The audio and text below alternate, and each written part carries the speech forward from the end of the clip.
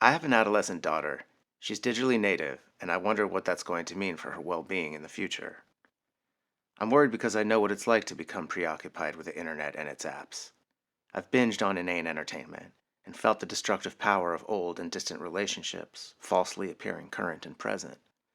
I've allowed the world of social media to produce more strife in my life than anything in real life ever could.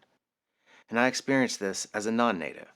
I went through a process of learning what the tech was, then getting so burned by it that I was forced to realize it had to be something I limited and avoided, and was constantly vigilant and cautious of.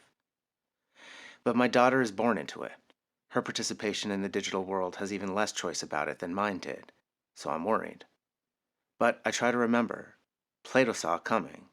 Or at least, I can take solace that this thing we are challenged by today, with the false, deceptive, and in many ways harmful unreality of the digital world, is actually a problem that ancient people also had.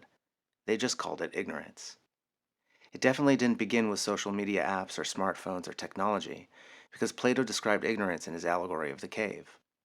The garbage we stare at on the screens of our devices, that fills our heads and the heads of our children with such nonsense, posing as real but distancing us from real life, is just a glorified, brighter, more interactive cave wall. The shadows and flickering lights we think are real come not from a fire behind us, but from the pixels on the screens in our hands, a deception, fooling us into thinking we know something when we do not. The light of the outside world is there, what we imagine being so close at hand in the dark of the cave, yet what in reality we are so far removed from, our backs turned. Behind us, but an entire world away, outside the cave, high in the sky, is the truth.